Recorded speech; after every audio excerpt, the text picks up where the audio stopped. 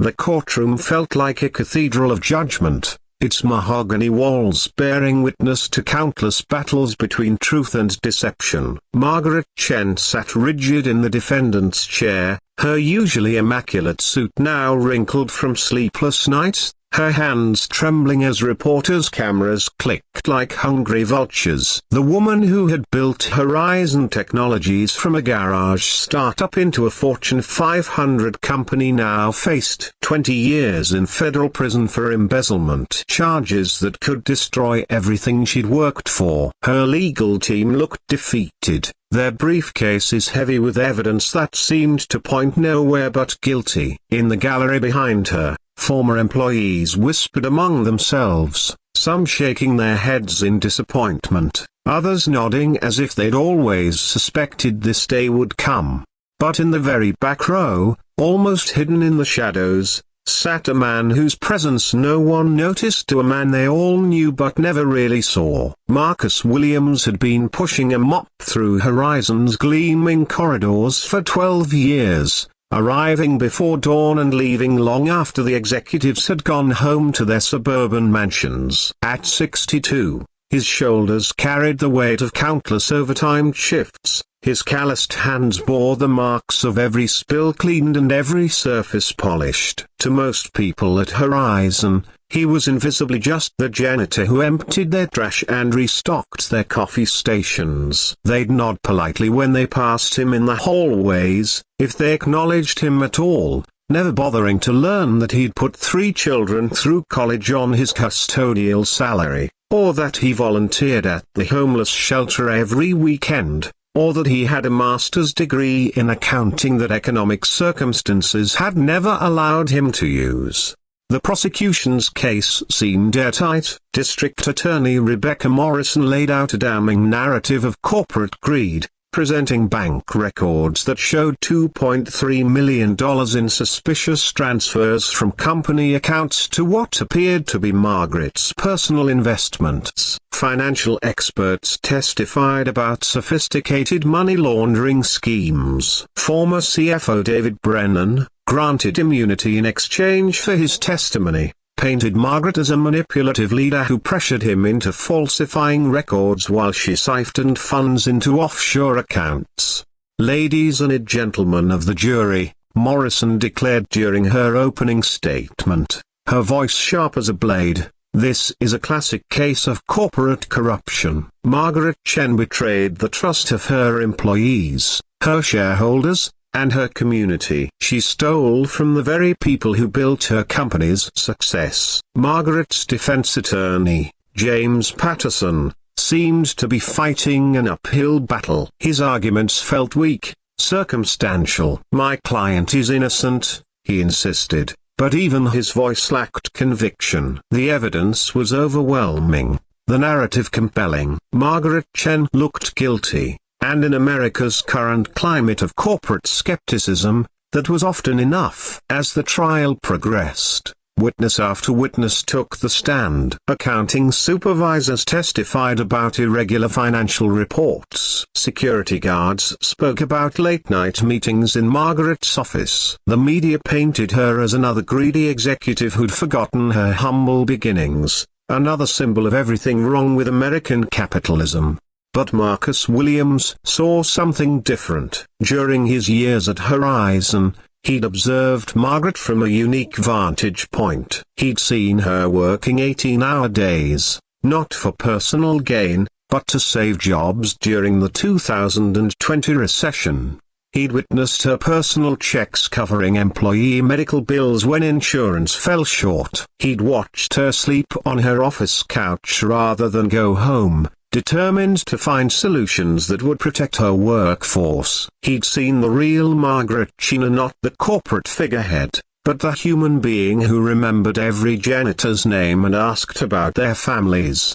More importantly, Marcus had seen things others hadn't. His late-night cleaning rounds had given him access to conversations, documents, and activities that occurred after normal business hours. He'd watched David Brennan, the star prosecution witness, working alone in the finance department at 2 a.m., frantically moving money between accounts while Margaret was out of town. He'd seen Brennan shredding documents and overheard phone calls about covering tracks and setting up the perfect fall guy. On the trial's 7th day, just as Patterson was about to rest his case with little hope of acquittal, Marcus Williams stood up in the gallery. His movement was so unexpected, so out of place, that the entire courtroom turned to look at this elderly black man in his clean but modest suit. "Your Honor," Marcus said, his voice steady despite the magnitude of the moment, "I have information that's relevant to this case." The judge, Honorable Patricia Hawkins, looked skeptical. "Sir, this is highly irregular." "Are you represented by counsel?" "No, ma'am. But I work either at Horizon Technologies for 12 years. I clean the offices, including Mr. Brennan's. And I saw things that nobody else saw." Morrison objected immediately. "Your Honor, this man isn't on any witness list. This is clearly a desperate attempt to—" "I'll allow it," Judge Hawkins interrupted. "This is a federal case involving serious charges. If this gentleman has relevant information, the jury deserves to hear it." As Marcus walked to the witness stand, whispers rippled through the courtroom. Margaret Chen looked up for the first time in days, tears streaming down her face as she recognized the man who'd smiled at her every morning for over a decade. Under oath, Marcus began to tell his story. He spoke about the night shifts when David Brennan thought no one was watching. He described finding deleted emails in Brennan's trasher, emails that detailed the embezzlement scheme and specifically discussed framing Margaret for the theft. He produced copies of documents he'd collected, not from any desire to spy, but from his habit of thoroughly cleaning every office and occasionally finding important papers that needed to be returned to their proper files. Mr. Brennan had been stealing from the company for 3 years, Marcus testified, his voice growing stronger with each word. He used Miss Chen's access codes, which he'd obtained by watching her type them in. He created false reports to cover his tracks, and when the auditors started getting close, he decided to make it look like Miss Chen was responsible.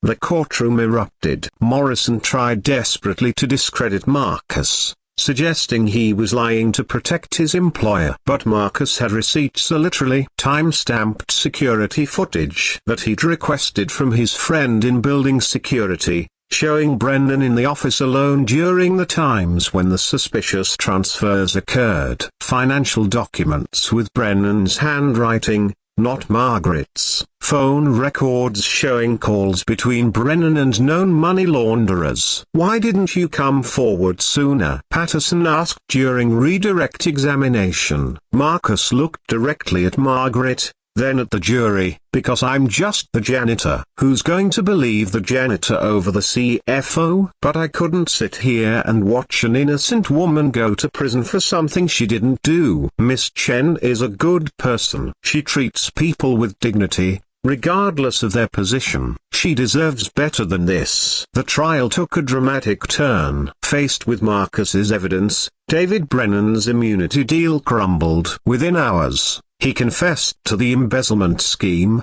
admitting that he'd manipulated records to frame Margaret while he stole millions for his gambling addiction and failed investments. But the story's true power wasn't in the legal victory, it was in what happened next. As Margaret walked out of the courthouse a free woman, she found Marcus waiting by the steps. She threw her arms around him, sobbing with relief and gratitude. "Thank you," she whispered. "Thank you for seeing me when no one else did." Marcus smiled, the same gentle smile he'd given her every morning for 12 years. "We're all just people trying to do right by each other, Miss Chen. Nobody should have to face injustice alone." The media coverage that followed focused on the dramatic courtroom reversal, but Margaret Chen knew the real story. She established the Marcus Williams Scholarship Fund, providing full college tuition for the children of service workers. She restructured Horizon's corporate hierarchy to include employee representatives at every level of decision-making. Most importantly, she made sure that every person in her company from the boardroom to the janitor's closet was treated with the respect and dignity they deserved.